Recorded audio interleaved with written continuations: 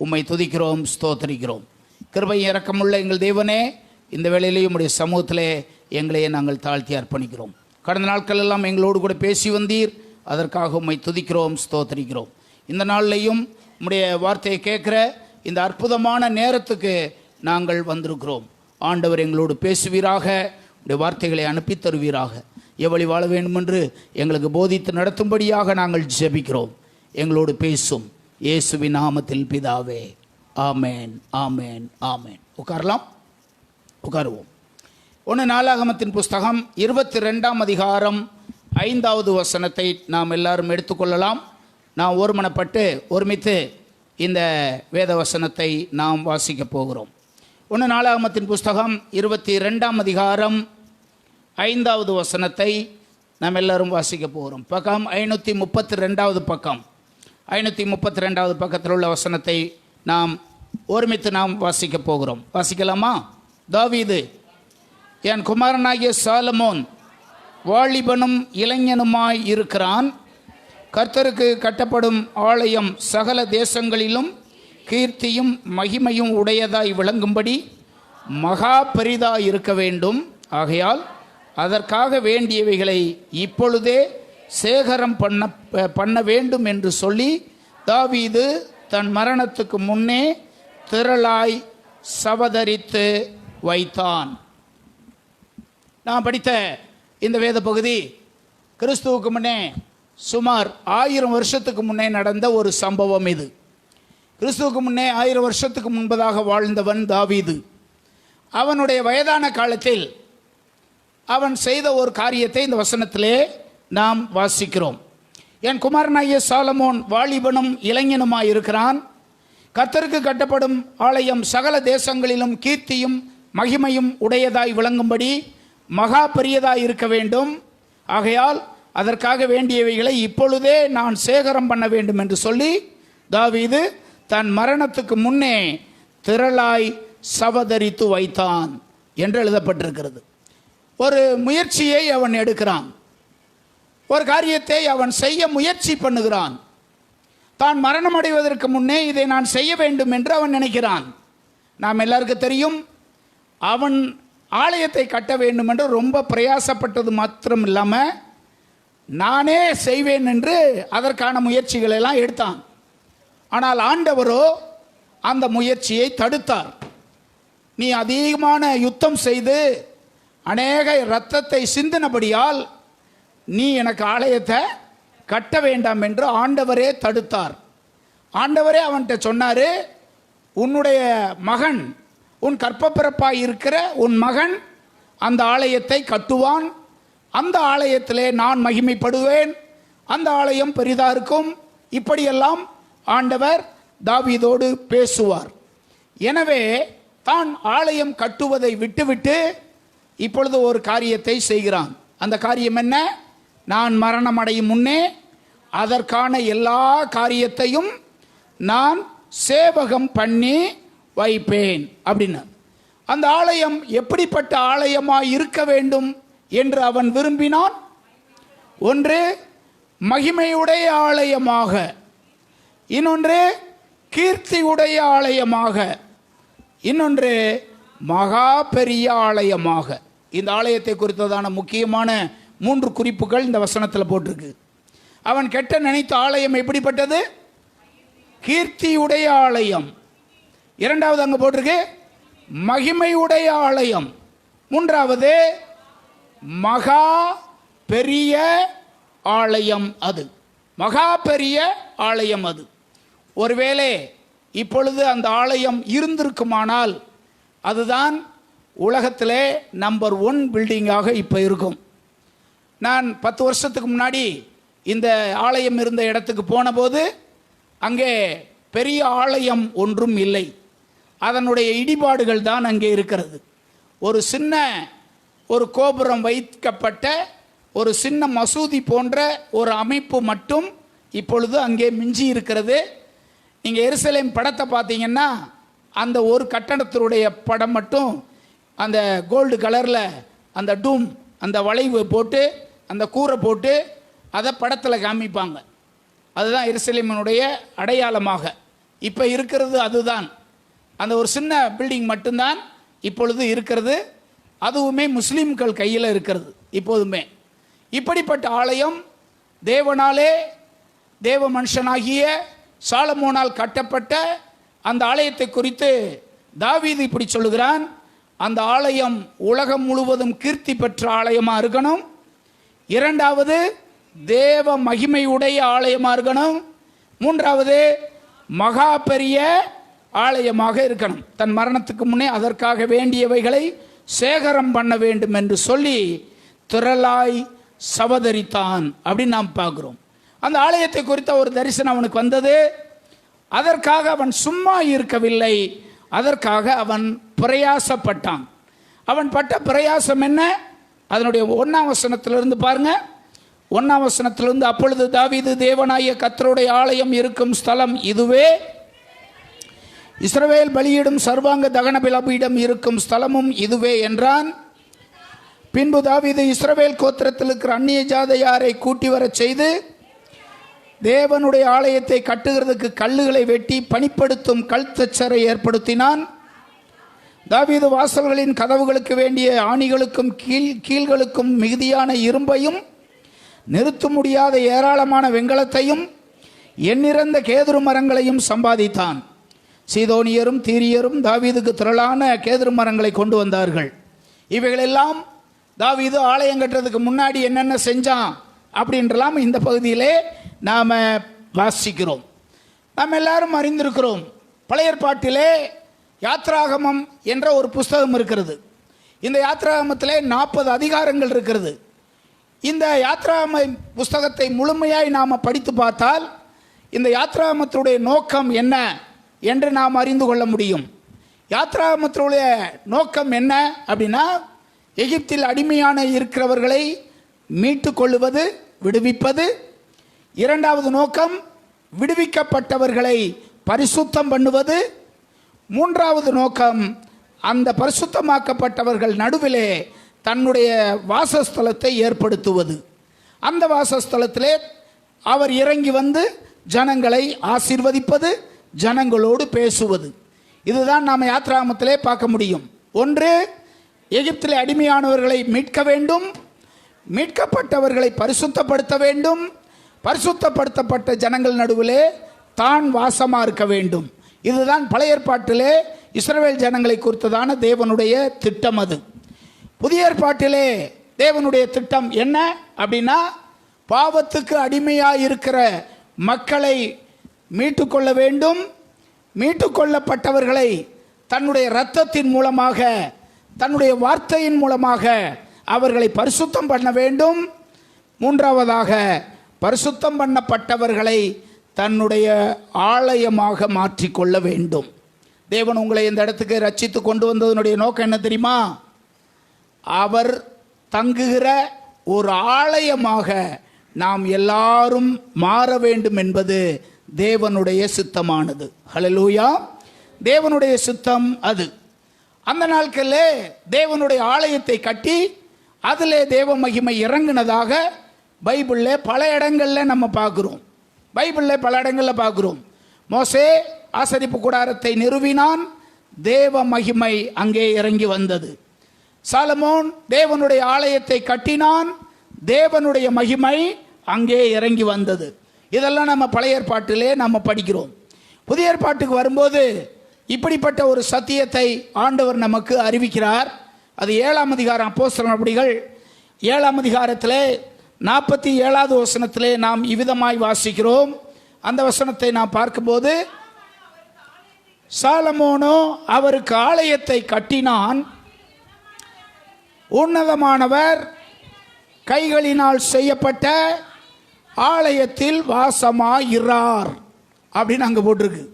பழைய ஏற்பாட்டிலே நம்ம பார்க்குறோம், சாலமோன் கட்டின ஆலயத்தில் இறங்கி வந்து ஜனங்களோடு பேசினார், ஆசீர்வதித்தார். மோசேயினுடைய கூடாரத்திலே தேவன் இறங்கி வந்தார், அந்த ஜனங்களோடு ஆண்டவர் பேசினார். ஆனால் இங்கே புதிய ஏற்பாடு வரும்போது இப்படி சொல்லியிருக்கு, அவர் எங்கே வாசம் பண்ண மாட்டார் சொல்லுங்க? கைகளினால் செய்யப்பட்ட ஆலயத்தில் அவர் வாசம் பண்ண மாட்டார். அப்போ எங்கே அவர் வாசம் பண்ணுகிறார்? பாவத்திலிருந்து மீட்டுக் கொள்ளப்பட்ட ஜனங்கள் நடுவே. அப்படி மீட்டுக் கொள்ளப்பட்டவர்களை தம்முடைய இரத்தத்தாலும் தன்னுடைய வசனத்தாலும் சுத்திகரிக்கப்பட்டவர்களுடைய இருதயத்திலும் அவர்களையே தன்னுடைய வாசஸ்தலமாக்கி கொண்டு ஆண்டவர் நமக்குள்ளே அவர் வாசம் பண்ணுகிறார். ஹல்லேலூயா. இப்போ நமக்குள்ளே ஆண்டவர் இருக்கிறாரா? நாம் எல்லாம் போனதுக்கு பின்னாடி இந்த கட்டடத்தில் ஆண்டவர் இருப்பாரா? இந்த ஆலயம் என்பது நாம் கூடி வருவதற்கான ஒரு இடம்தானே ஒழிய இங்கே ஆண்டவர் வாசம் பண்ண மாட்டார். பைபிளில் போட்டிருக்கு, நான் உங்களுக்குள்ளே வாசம் பண்ணுவேன். அது மாத்திரமல்ல, நீங்கள் எந்த இடத்துல கூடி வர்றீங்களோ உங்கள் நடுவில் நானே வாசம் பண்ணுவேன். இதுதான் புதிய ஏற்பாடு நமக்கு சொல்லுகிற சத்தியமானது. இதிலிருந்து நாம் ஒன்றை அறிந்து கொள்ளுகிறோம். ஆலயம் என்பது புதிய ஏற்பாட்டிலே எது? ஆலயம் என்பது புதிய ஏற்பாட்டிலே என்ன? நம்முடைய ஆலயத்தில் நாம் எப்படிப்பட்டவர்களாக இருக்க வேண்டும் என்று தேவன் விரும்புகிறார். 1 கொரிந்தியர் 6ஆம் அதிகாரம் 19வது வசனத்தை படியுங்கள். 1 கொரிந்தியர் 6ஆம் அதிகாரம் 19வது வசனத்தை வாசியுங்கள். உங்கள் சரீரமானது நீங்கள் தேவனாலே பெற்றும் உங்களில் தங்கியும் இருக்கிற பரிசுத்த ஆவியினுடைய ஆலயமாய் இருக்கிறதென்று நீங்கள் அறியீர்களா? 1 கொரிந்தியர் 6:19 அந்த இடத்துல போட்டிருக்கு. இதில் 10 போட்டிருக்கு, காமிக்கிறாங்க, எடுத்துட்டீங்களா? 6:19 உங்கள் சரீரமானது நீங்கள் தேவனாலே பெற்றும் உங்களில் தங்கியும் இருக்கிற பரிசுத்த ஆவியினுடைய தேவனுடைய ஆலயம். எது சொல்லுங்க? நாமே அவருடைய ஆலயம். ஹல்லேலூயா. நாமே அவருடைய ஆலயம். இதற்கு ஒப்பனையான பல வேத வசனங்கள் பைபிளில் இருக்கு. 1 கொரிந்தியர் 3ஆம் அதிகாரம் 16ஆம் வசனத்திலேயும் இதற்கு ஒப்பனையான வசனங்கள் இருப்பதை நாம் எல்லாரும் அறிந்திருக்கிறோம். நீங்கள் தேவனுடைய ஆலயமாய் நீங்கள் இருக்கிறீர்கள். இங்கே சொல்லுவது இந்த கட்டடத்தை அல்ல, நீங்கள் ஒவ்வொருவரும், நாம் ஒவ்வொருவரும் தேவன் வாசம் பண்ணுகிற ஆலயமாக நாம் இருக்கிறோம். கரங்களை உயர்த்தி ஆமென் சொல்லுங்க. நாம் அவருடைய ஆலயமாக நாம் இருக்கிறோம். எனவேதான் பவுல் இப்படி சொல்றாரு, உங்கள் சரீரமானது நீங்கள் தேவனாலே பெற்றும் உங்களில் தங்கியும் இருக்கிற பரிசுத்த ஆவியினுடைய ஆலயமாய் இருக்கிறது என்பதை நீங்கள் அறியீர்களா என்று ஆண்டவர் நாம் எல்லாரையும் பார்த்து கேட்கிறார். ஹல்லேலூயா. நான் தேவனுடைய ஆலயமா இருக்கிறேன். அந்த பரிசுத்த ஆவியானவர் எனக்குள்ளே தங்கும்படி நான் அவருக்கு இடம் கொடுக்கிறேன். அவர் என்னோடு கூட வாசமாய் இருப்பதற்கு நான் சம்மதிக்கிறேன். அவரே எனக்குள்ளே வாசம் பண்ணி எனக்குள்ளே உலாவி என்னுடைய தேவனாயிருப்பேன் என்று வாக்கு பண்ணி இருக்கிறபடினால் அதற்கு முற்றிலுமாய் நான் அடிபணிகிறேன். எத்தனை பேர் ஆமென் சொல்லுவீங்க? முற்றிலுமாய் என்னை அவருக்கு ஆலயமாக நான் அர்ப்பணம் செய்கிறேன். ஹல்லேலூயா. இப்படிப்பட்ட இந்த ஆலயம் எவைகளை உடையவைகளாக இருக்க வேண்டும் என்று புதிய ஏற்பாட்டு ஆலயமாகிய நம்மை குறித்து ஒரு 7 காரியங்களை உங்களோடு இன்றைக்கு பகிர்ந்து கொள்ளும்படி விரும்புகிறேன். புதிய ஏற்பாட்டு ஆலயமாகிய இந்த ஆலயம் எவைகளை உடையவைகளாக இருக்க வேண்டும் புதிய ஏற்பாட்டிலே சொல்லப்பட்டிருக்கிறதோ அவைகளை நாம் உடையவர்களாக இருந்தால்தான் அது தேவ மகிமை நிரம்புகிற ஒரு ஆலயமாக நிச்சயமாக அது இருக்கும். ஹல்லேலூயா. பழைய ஏற்பாட்டிலே நம்ம அங்கே பார்த்தோம், தாவீது கட்ட போகிற தாவீது தன்னுடைய குமாரனுக்கு குமாரன் கட்ட போகிற ஆலயத்தை குறித்து 3 குறிப்பை நான் சொன்னேன். அந்த ஆலயம் எப்படிப்பட்டதா இருக்கணும்? கீர்த்தி உள்ள ஆலயம், கீர்த்தி உடைய ஆலயம். 2வது மகிமை உடைய ஆலயம், அது மகிமை உடைய ஆலயம். 3வதாக மகா பெரிய ஆலயம். இதுதான் அந்த ஆலயத்தை குறித்ததான தாவீதினுடைய எண்ணம். அது புதிய ஏற்பாட்டிலே இந்த ஆலயம் இருக்கு பாருங்க. இந்த ஆலயம் இவைகள் எவைகளை உடையவைகளாக இருக்க வேண்டும். இங்க இருக்கிற நாம் எல்லாரும் பழைய ஏற்பாட்டில் சொன்னது கீர்த்தி உடைய ஆலயம், மகிமை உள்ள ஆலயம், மகாபெரிய ஆலயம். இந்த ஆலயமாகிய நாம் ஒவ்வொருவரும் 7 காரியங்களை உடையவர்களாக இருக்க வேண்டும் என்பது தேவனுடைய சித்தமா இருக்கிறது. அல்லேலூயா.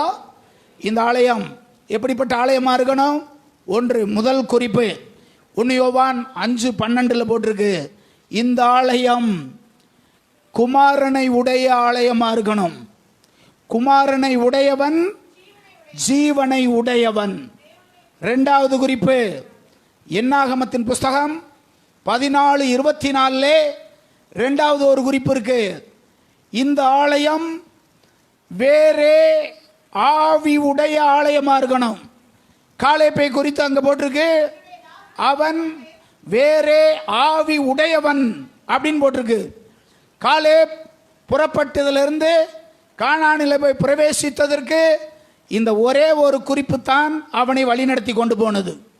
அவன் மற்றவர்களை விட சிறந்த வேறொரு ஆவி உடையவனா இருந்தான். இந்த ஆவியை இந்த புதிய ஏற்பாட்டு ஆலயம் உடையதா இருக்க வேண்டும் என்று ஆண்டவர் விரும்புகிறார். அல்லேலூயா. 3வதாக 1 தீமோத்தேயு 1:18 இப்படி நாம் வாசிக்கிறோம். அங்க 2 குறிப்பு போட்டிருக்கு. தீமோத்தேயுக்கு பவுல் எழுதும்போது, தீமோத்தேயுவே நீ விசுவாசம் உள்ள ஒரு ஆலயமா இருக்கணும், அது மாத்திரமல்ல நல்ல மனசாட்சி உடையவனாய் நீ இருக்கணும். 2 காரியத்தை உடையவர்களாய் நீங்கள் இருக்கணும். 1 விசுவாசம் உடைய ஆலயம், 2வது நல் மனசாட்சி உடைய ஆலயம். நீ விசுவாசமும் நல் மனசாட்சியும் உடையவனாய் இரு அப்படின்னு அங்கே சொல்லப்பட்டிருக்கிறதை கவனிக்கிறோம். 5வதாக பிலிப்பியர் 3:9 வசனத்தில் பார்க்கிறோம், தேவ நீதி உடைய ஆலயம். தேவ நீதியை உடைய ஆலயம்.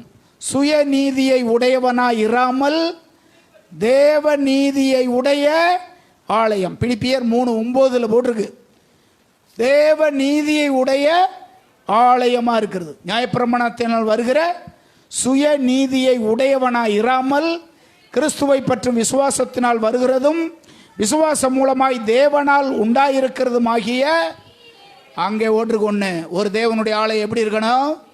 தேவ நீதியை உடைய ஆலயமா இருக்கணும். 6வதாக எபேசியர் 4:2 போட்டிருக்கு, தேவனுடைய ஆலயமாகிய நீ பொறுமை உடைய ஆலயமா இருக்கணும். அங்கதான் போட்டிருக்கு, மிகுந்த மன தாழ்மையும் சாந்தமும் நேடிய பொறுமையும் உடையவர்களாய் அப்படின்னு போட்டிருக்கு. எவைகளை நாம் உடையவர்களாக இருக்கணும்? இந்த புதிய ஏற்பாட்டு ஆலயமாகிய நாம் 1 குமாரனை உடையவர்கள், 2வது வேறே ஆவியை உடையவர்கள், 3வது விசுவாசம் உடையவர்கள், 4வது நல்ல மனசாட்சி உடையவர்கள், 5வது தேவ நீதியை உடையவர்கள், 6வது நீடிய பொறுமை உடையவர்கள், 7வதாக 2 கொரிந்தியர் 4:1 போட்டிருக்கு, ஊழியத்தை உடையவர்கள். நாம் எல்லாரும் நாம் எதை உடையவர்களாக இருக்கணும்? ஊழியத்தை உடையவர்கள். இப்படிப்பட்ட ஊழியத்தை உடையவர்களாகிய அப்போஸ்தலனாகிய பவுல் சொல்றாரு, நாங்கெல்லாம் ஊழியத்தை உடையவர்களாக இருக்கிறோம். இந்த சத்தியம் நாம் எல்லாருக்கும் பொருந்தும். இது நாம் எவைகளை உடையவர்களாக இருக்கணும் சொல்லுங்க ஆளுகோனா?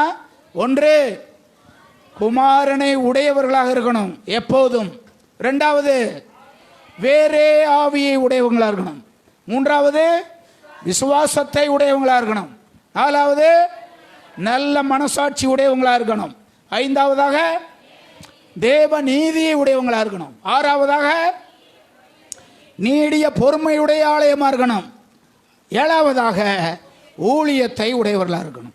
இப்படி இருந்தால் அது எப்படிப்பட்ட ஆலயமா இருக்கும் அப்படின்னா, அந்த பழைய ஏற்பாட்டில் சொன்னது இருக்குல்ல, அந்த கீர்த்தியான ஆலயம், 2வது மகிமையான ஆலயம், 3வது மகாபரிய ஆலயம்.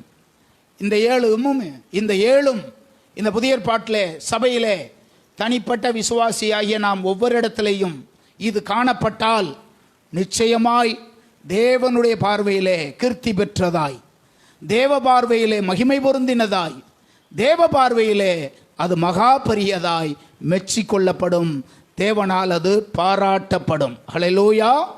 புதிய ஏற்பாட்டிலே இவைகள் உள்ளவன் எவனோ அவனே தேவ பார்வையிலே கீர்த்தி பெற்றவன், அவனே தேவ பார்வையிலே மகிமைக்கு பாத்திரமானவன், அவனே மகா பெரியவன். கரங்களை வைத்து ஆமென் சொல்லுங்க. ஹல்லேலூயா. நாம் இந்த உலகத்திலே உலக ஜனங்கள் இப்படி தன்னுடைய பிள்ளைகளிடத்திலையும் உறவினரிடத்திலையும் உடன் பிறந்தவர்கிட்ட இப்படி சொல்லுவாங்க. ஒரு அப்பா இப்படி சொல்லுவார் பிள்ளைகள்கிட்ட, எப்பா இங்கே வாங்க, நீங்கள்லாம் காசு பணம் உடையவங்களாக இருக்கணும், அப்போ தான் எல்லாரும் உங்களை என்ன செய்வாங்க, மதிப்பாங்க. நீங்கள் எதை உடையவங்களாக இருக்கணும்? பணங்காசு உடையவங்களாக இருக்கணும், அப்போ தான் இந்த உலகத்தில் எல்லாரும் உங்களை மதிப்பாங்க. அண்ணன் தம்பிங்க இப்படி பேசிக்கிடுவாங்க, நாம் அவங்கள மாதிரி இவங்கள மாதிரி இருக்கக்கூடாது, எப்படியாவது முயற்சி பண்ணி எப்படியாவது பணக்காரங்களாகி எப்படியாவது சொத்து சொகத்தை உடையவங்களாக நாம் இருக்கணும் என்று அப்படி மாறுவாங்க. புதிய ஏற்பாடு சொல்லுவது அவ்விதமான ஆசீர்வாதத்தை அல்ல. வெள்ளியும் பொன்னை உடைய சீமானா இருந்தான்னு ஆபிரகாமை குறித்து போட்டிருக்கு. பழைய ஏற்பாட்டிலே பல ஐஸ்வர்யவான்களை குறித்து நம்ம படிக்கிறோம். புதிய ஏற்பாட்டிலே அந்த வார்த்தை யாருக்காவது சீசர்களுக்காவது அப்படி சொல்லப்பட்டிருக்கா? நீங்கள் பார்ப்பீர்கள் என்றால் அப்படி சொல்லப்பட்டிருக்காது. அப்போஸ்தலர்கள் வெள்ளியும் பொன்னை உடைய சீசர்களாக இருந்தாங்க அப்படின்னு சொல்லப்படலை. ஒன்றே ஒன்று சொல்லப்பட்டிருக்கிறது, அவர்கள் குறைவோடு இருந்ததில்லை. எல்லா காரியங்களையும் கர்த்தர் அவர்களுக்கு போதுமானவராக இருந்தார், நிறைவாக இருந்தார் அப்படின்னு நாம் வாசிக்கிறோம். எனவே தேவனுடைய பிள்ளைகள் அந்த பழைய ஏற்பாட்டில் சொல்லப்பட்டிருக்கிற அந்த ஆசீர்வாதங்களை விட பைபிளில் சொல்லியிருக்கு, முதலாவது தேவனுடைய நீதியையும் அவருடைய ராஜ்யத்தையும் தேடுங்கள், அப்பொழுது அந்த பழைய ஏற்பாட்டில் சொல்லப்பட்டிருக்கிற எல்லாம் உங்களுக்கு கொடுக்கப்படும் அப்படின்னு சொல்லலை, எல்லாவற்றையும் ஆண்டவர் கூடவே கொடுப்பேன் அப்படின்னு சொல்லியிருக்கிறார். உலகத்தினர் தங்களை எப்படி இருக்க வேண்டும் என்று அவங்க விரும்புகிறாங்க, பிள்ளைகளுக்கு சொல்கிறாங்க, பொண்ணு பொருளோட காசு பணத்தோட இப்படியா இருக்கணும், இதெல்லாம் உன்கிட்ட இருக்கணும்ன்றாங்க. ஆனால் வேதம் என்ன தெரியுமா சொல்லுது? எப்பா நீ இயேசுவோடு இருக்கணும், நான் உன் கூட இருக்கணும், அவர் உன்னோடு இருக்கணும், நீ அவரோடு இருக்கணும். என்ன பைபிள் சொல்லுது? குமாரனை உடையவன் தான் ஜீவனை உடையவன், குமாரன் இல்லாதவன் ஜீவன் இல்லாதவன். அப்படித்தானே போட்டிருக்கு? குமாரன் இல்லாதவன் ஜீவன் இல்லாதவன். ஒரு அனுதின வாழ்க்கையிலே ஒவ்வொரு நிமிஷமும் குமாரன் உன்னோடு கூட இருப்பதை நீ உணர முடியும். உன் வாழ்க்கை ஆவிக்குரிய வாழ்க்கையில் இருக்கிறவங்க ஒவ்வொரு நிமிஷமும் ஒவ்வொரு மணியும் குமாரன் உன்னோடு கூட இருக்கிறாரா என்று நீ உணர முடியும், உணர்ந்து கொள்ள முடியும். உன் ஜீவியத்திலே நீ கண்டுகொள்ள முடியும், குமாரன் இப்போது உன் கூட இருக்கிறாரா என்று ஒரு கேள்வியை நீங்களே கேட்டு பார்த்தால் உங்கள் மனசாட்சி சொல்லும், இப்போது நீ குமாரனோடு இருக்கிறாய், நீ இயேசுவோடு கூட இருக்கிறாய், இயேசுவும் உன்னோடு கூட இருக்கிறார் என்று சொல்லும். சில வேளைகளில் இப்படி சொல்லும், இயேசு இப்போ உன் கூட இல்லை, அவர் உன்னை விட்டு போயிட்டாரு, நீ அவரை விட்டு போயிட்ட, ரெண்டு பேருக்கு இப்போ தூரமான இடத்துல நீங்கள் இருக்கீங்க. இதையும் உங்கள் மனசாட்சி சொல்லும். இயேசு உங்களோடு கூட இருந்தால் அதை விட பாக்கியமானது வேற எதுவும் இந்த உலகத்தில் இல்லை.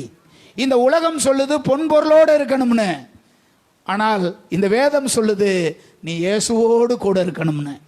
இதுவே பாக்கியமானது. ஹல்லேலூயா. பிரசங்கி சொல்றான், சிலருடைய பொன் பொருளினாலே அந்த குடும்பமே அழிஞ்சிருக்கு அப்படின்னு சொல்றான். பொண்ணு பொருளினாலே அவர்கள் வைத்த ஐஸ்வர்யமே அவர்களுக்கு கேடாய் முடிந்ததையும் நான் பார்த்தேன் அப்படின்னு சொல்றான் பிரசங்கி. 3 வீடு இருக்கு ஒரு இடத்துல, 2 வீடு ஏழையான வீடு, ஒருத்தங்க பெரிய ஐஸ்வர்யம் உள்ளவங்க ஒரு இடத்துல. உண்மையா நடந்தது. பெரிய ஐஸ்வர்யம் உள்ளவர்கள் திடீர்னு ஒரு நாள் கொள்ளைக்காரங்க அந்த வீட்டுக்குள்ள நுழைஞ்சாங்க. அந்த குடும்பத்தில் இருந்த 3 பேரை கொன்று போட்டு அங்கே இருந்த எல்லா பொண்ணு பொருளையெல்லாம் தூக்கிட்டு போயிட்டாங்க. பக்கத்தில் இருக்கிற ஏழ்மையான வீடு அது பாட்டுக்கு என்ன செய்யுது இருக்கு. இதில் யார் பாருங்க, இதை பார்த்துட்டு தான் ஞானி சொல்கிறான், பொருளை சேர்க்கிறவங்க தங்களுக்கு கேடு உண்டாகும்படியே என்ன செய்கிறாங்க, சேர்க்குறாங்க. தங்களுக்கு கேடு உண்டாகும்படியே அவங்க சேர்த்து வைக்கிறாங்கன்னு பிரசங்கி சொல்லுவார்.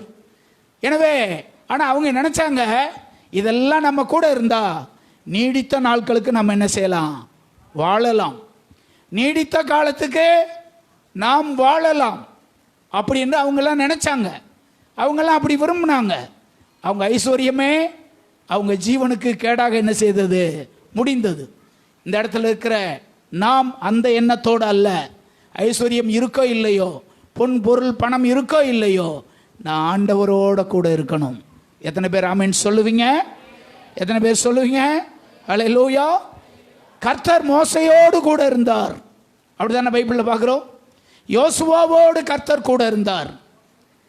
கர்த்தர் யோசுவாவோடு கூட இருந்தார். யோசுவா இளமை காலத்திலே மோசேக்கு ஊழியங்களை செய்து வந்த அவன், மோசேயின் காலத்துக்கு பிற்பாடு அந்த தலைமை பொறுப்புக்கு அவன் வருகிறான். அப்படி தலைமை பொறுப்புக்கு வரும்போது சற்று பயந்தவனாய் இருக்கிறான். ஜனங்களை பார்த்து பயப்படுறான். இது வித்தியாசமான ஜனம், இது வணங்கா கழுத்துள்ள ஜனம், கோபப்படுகிற ஜனம், மோசையே கல்லெறித்த ஜனம் அது. ஆனால் என்ன, இந்த ஜனங்கள் என்ன பண்ணுவாங்களோ அப்படின்னு பயந்து பயந்து அந்த பொறுப்புக்கு வருகிறான். அப்பொழுதுதான் கர்த்தர் அவனுக்கு தரிசனமாவார். இப்படி சொல்லுவார். யோசுவாவின் புஸ்தகம் 1 அதிகாரம் 5வது வசனத்திலே நாம் படிக்கிறோம், நீ உயிரோடு இருக்கும் நாளெல்லாம் ஒருவனும் உன்மேலே கை போடுவது இல்லை, நான் மோசையோடு இருந்தது போல உன்னோடும் கூட இருப்பேன். இந்த வசனத்தில் ஆண்டவர் யோசுவாட்ட சொல்றாரு, நான் மோசையோடு கூட இருந்ததை நீ பார்த்தீல. நான் மோசையோடு கூட இருந்ததுனால தான் அவன் 120 வருஷம் வரைக்கும் அரண்மனையில் இருக்கும்போதும் கூட இருந்தேன், ஆடு மேய்த்த காலத்திலேயும் கூட இருந்தேன், என் ஜனங்களை நடத்தி வந்த காலத்திலேயும் நான் கூட இருந்தேன், அவனை கொண்டு பல அற்புதங்களை செய்தேன். அப்படிப்பட்ட தேவனாகிய கர்த்தராயிருக்கிற நான் மோசையோடு இருந்தது போல நான் உன் கூடவும் நான் இருப்பேன். இது தேவனே யோசுவாவை நோக்கி சொன்னது. இந்த இடத்துக்கான உங்கள் ஒவ்வொருவரையும் பார்த்து சொல்லுவது அப்படித்தான். இந்த ஆண்டவராகிய தேவன் உங்கள் ஒவ்வொருவரையும் பார்த்து சொல்லுவது அப்படித்தான். ஆண்டவர் எப்படி இந்த வயசு வரைக்கும் உன்னோடு கூட நடத்தி வந்தாரோ, இந்த நாள் வரைக்கும் உன்னோடு கூட இருந்து உன்னை எப்படி தப்புவித்து வந்தாரோ, அதை போலவே இனிமேலும் நான் உன் கூடவே இருப்பேன். இது ஆண்டவர் உங்களை வச்சிருக்கிற திட்டம் அது. ஆனால் நீங்கள் அவரை விட்டு ஒருபோதும் விலகி போவதற்கு உங்களை விற்று போட்டு விடக்கூடாது. சாத்தானுக்கு விற்று போட்டு விட்டு தேவ அன்பை விட்டு ஒருபோதும் நாம் விலகக்கூடாது. யோசேப்போடு கர்த்தர் இருந்தார் பாருங்க. அப்படிதானே நம்ம படிக்கிறோம். யோசேப்போடு கர்த்தர் இருந்தார்.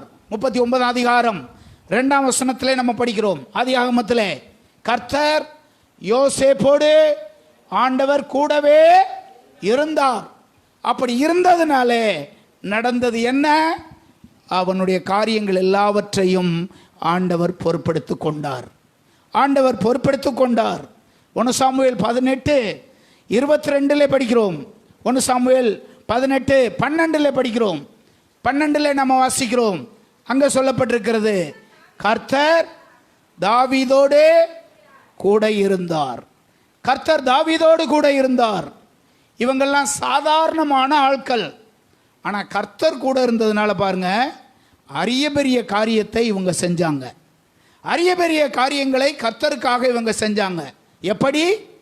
கர்த்தர் இவங்களோடு கூட இருந்ததுனால. நீங்கள் சாதாரணமானவங்களாக இருக்கலாம், படிக்காதவங்களாக இருக்கலாம், பணத்தில் குறைவானவங்களாக இருக்கலாம், செல்வத்தில் குறையான இருக்கலாம், பெரிய அந்தஸ்து இல்லாதவங்களாக இருக்கலாம். ஆனால் ஆண்டவர் உங்களோடும், ஆண்டவர் சொல்கிறது, நான் உன்னோடும் கூட இருப்பேன், நான் உன் கூடவும் இருப்பேன், நான் உனக்கு போதுமானவராக இருப்பேன், உன்னை கைவிடுவதும் இல்லை, உன்னை விட்டு விலகுவதும் இல்லை. இந்த ஆண்டவரை நோக்கி பார்த்து நாம் இப்படி சொல்லணும், ஆண்டவரே நீர் என்னோடு கூட இருப்பது பாக்கியம். பைபிளில் சொல்லியிருக்கு, நான் உன் கூட இருந்தால் உனக்கு நித்திய ஜீவன் உண்டு. அப்படி தானே சொல்லியிருக்காரு. குமாரனை உடையவன் ஜீவனை உடையவன். ஹல்லேலூயா. குமாரனை உடையவன் ஜீவனை உடையவன். நாம் எல்லாருக்கும் தெரியும், சீஷர்கள் தேவனால் அழைக்கப்பட்ட போது எல்லாவற்றையும் விட்டு அவரை பின்பற்றினாங்க. எல்லாவற்றையும் விட்டு பயன்படுத்தினாங்க. படகையும் வலையையும் வீட்டையும் தொழிலையும் ஊரையும் சொந்த பந்தத்தையும் எல்லாத்தையும் விட்டுட்டு இவர் பக்கம் வந்துட்டாங்க.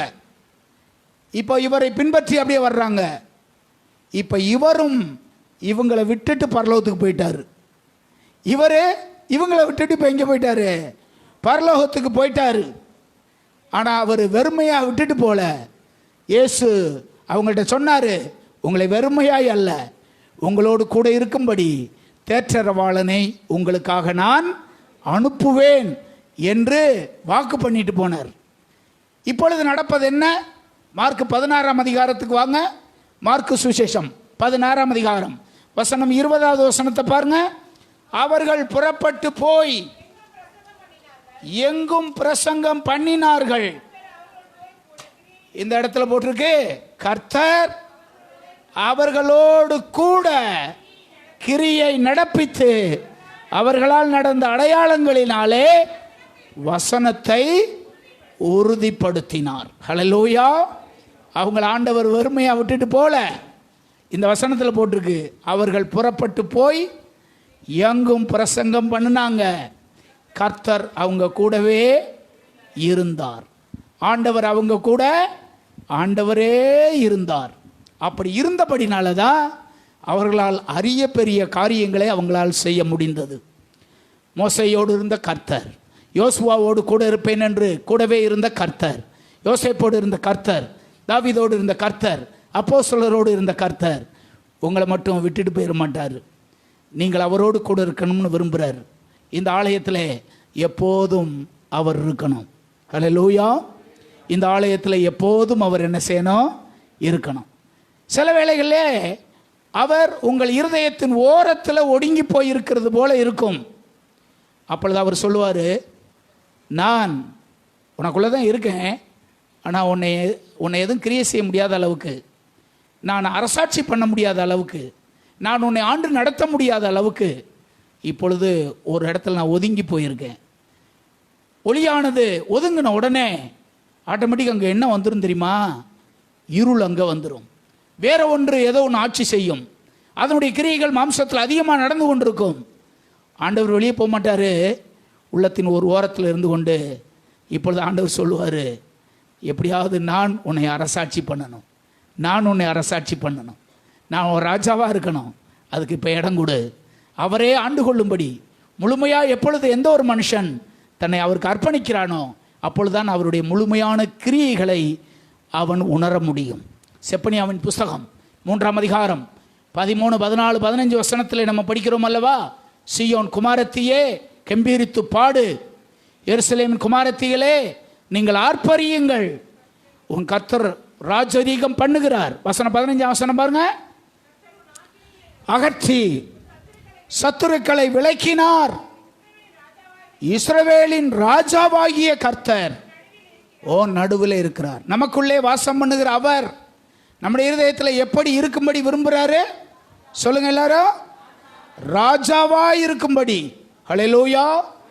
நமக்குள்ளே அவர் ராஜாவா இருந்தால் இந்த முழு சரீரமும் அவருடைய சித்தத்தை செய்யும். இந்த முழு சரீரமும் அவருடைய சித்தத்தை செய்கிறது என்றால், ஆவி ஆத்துமா சரீரம் அவருடைய சித்தத்தை செய்கிறது என்றால் ஆண்டவர் உனக்குள்ளே ராஜாவா இருக்கிறார்னு அர்த்தம். யோசேப்புடைய இருதயத்தில் அவர் ராஜாவா இல்லாவிட்டால் அவ்வளவு பரிசுத்தமாய் அவனால் வாழவே முடியாது, அவ்வளவு உண்மையாய் அவனால் இருந்திருக்கவே முடியாது. அவ்வளவு நேர்மையாய் அவ்வளவு பரிசுத்தமாய் அவன் வாழ்ந்ததுக்கு காரணம் அவனுடைய இருதயத்தில் யார் ராஜாவா இருந்தது? ஆண்டவர் ராஜாவா இருந்தார். உன் இருதயத்தில் அவர் ராஜாவா இருந்தால் நீ இந்த உலகத்தை மேற்கொள்ளுவாய், பாவத்தை மேற்கொள்ளுவாய், பலவீனத்தை மேற்கொள்ளுவாய். எப்பொழுது அவர் உனக்குள்ளே ராஜாவா இருந்தா. இந்த ராஜா நமக்குள்ளே எப்போது இருக்கணும், எனக்குள்ளே அவர் எப்போது இருக்கணும். எனவே தான் அங்கே சொல்லியிருக்கு, முதல் குறிப்பு, குமாரனை உடையவன் தான் ஜீவனை உடையவன். இந்த ஆலயம் தேவனால் ஏற்படுத்தப்பட்டு இந்த ஆலயத்திலே குமாரன் இல்லாவிட்டால் இது வெறுமையாக இருக்கும். அப்படி அல்ல, நமக்குள்ளே எப்போதும் அவர் இருக்கணும். ஹல்லேலூயா. அவர் இருக்கணும். ரெண்டாவதாக நான் சொன்னேன், நான் என்னாகம புஸ்தகம் 14ஆம் அதிகாரம் 24வது வசனத்தை வாசிக்கலாம். என்னாகமம் 14:24. என்னுடைய தாசனாகிய காலேப் வேறே ஆவியை உடையவனாய் இருக்கிறபடியினால் அப்படின்னு போட்டிருக்கு. இங்க இருக்கிற தேவனுடைய பிள்ளைகள், இந்த உலகத்தார் எல்லாரையும் போல் அல்ல. நமக்குள்ளே என்ன ஆவி வேண்டும் சொல்லுங்க? வேறே ஆவி வேண்டும். வேறே ஆவி வேண்டும். இந்த ஆவியை உடைய இன்னொரு மனுஷனை குறித்து தானியேல் 6ஆம் அதிகாரம் 3ஆம் வசனத்திலே படிக்கிறோம். தானியேல் 6ஆம் அதிகாரம் 3ஆம் வசனத்திலே இப்படி தானியேல் பிரதானிகளுக்கும் தேசாதிபதிகளுக்கும் மேற்பட்டவனாய் இருந்தான். தானியேலுக்குள்ளே, இங்கே ஒரு மனுஷனுக்குள்ளே ஒரு ஆவி இருந்துச்சான். இது என்ன ஆவி? இது அங்கே ஒரு மனுஷன்கிட்ட இருந்தது. அது என்ன ஆவி? வேறே ஆவி. இங்கே போட்டிருக்கு ஸ்பெஷல் ஸ்பிரிட், அங்கே போட்டிருக்கு எல்லாரையும் போல அல்ல, டிஃபரண்ட் ஸ்பிரிட்டு. நாம் இந்த உலகத்தாரை போல அல்ல. ஒரு மனுஷன் பேசுகிறான்னா ஒரு 5 நிமிஷம் பேசல இருந்தே தெரிஞ்சுக்கலாம் இவனுக்குள்ளே எப்படிப்பட்ட ஆவி கிரியை செய்யுது. எப்படிப்பட்ட ஆவி கிரியை செய்கிறது என்பதை பேச்சிலிருந்து தெரிஞ்சுக்கிறலாம். நம்முடைய ஒவ்வொரு நாள் வாழ்விலும் பரிசுத்த ஆவியானவர் நம்மை வழிநடத்துகிறாரா என்று நம்மை நாமே நிதானிக்க வேண்டும். மற்றவர்களைப் போல அல்ல. நமக்குள்ளே என்ன இருக்கணும்? விசேஷித்த ஆவி. விசேஷித்த ஆவி, ஒரு வேறு விதமான ஆவி, வேறு விதமான சிந்தனை, வேறு விதமான நாட்டம், வேறு விதமான காரியம், இவைகளெல்லாம் நமக்குள்ளே இருக்க வேண்டியது அவசியமானது. உலகத்தின் ஆவி அப்படின்னு பைபிளில் போட்டிருக்கு. நாம் உலகத்தின் ஆவியை அல்ல, பரலோகத்திலிருந்து வருகிற தேவனிடமிருந்து ஆவியை பெற்றிருக்கிறோம் என்று ரோமர் நிருபத்தில் 8ஆம் அதிகாரத்திலே பவுல் எழுதுகிறார். நாம் ஆவிக்குரியவர்கள், நாம் உலகத்துக்குரியவர்கள் அல்ல. உலகத்துக்குரியவர்களாக இருந்தார் உலகத்துக்குரியவைகளை யோசிப்பான், சிந்திப்பான், உலகத்தையே அதிகமாய் நேசிப்பான். நாம் அதற்குரியவர்கள் அல்ல. நாம் விசேஷித்த ஆவி உடையவர்கள்.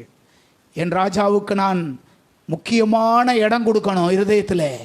அவருக்கு பிரியமாக வாழணும், அவருடைய சித்தத்தை செய்யணும், அவருடைய விருப்பத்தின்படி வாழணும். அவருடைய விருப்பம் எதுவோ அதுவே என் வாழ்க்கை முறையாக இருக்கணும் என்று சொல்லி இந்த விசேஷித்த ஆவி இவனிடத்தில் இருந்ததை ஜனங்கள் எல்லாரும் கண்டாங்க. அவங்கெல்லாம் பார்த்து இந்த விசேஷித்த ஆவி இவன்கிட்ட இருக்கு அப்படின்றதுக்காக அவனை நேசிக்கலை. எல்லாரும் அவனை பகைச்சாங்க, எல்லாரும் அவனை வெறுத்தாங்க. எல்லாரும் சேர்ந்து ராஜாட்ட போய் பல குற்றச்சாட்டை சொன்னாங்க தானியேலை பற்றி. அதுக்கு ஒரே ஒரு காரணம் என்ன தெரியுமா?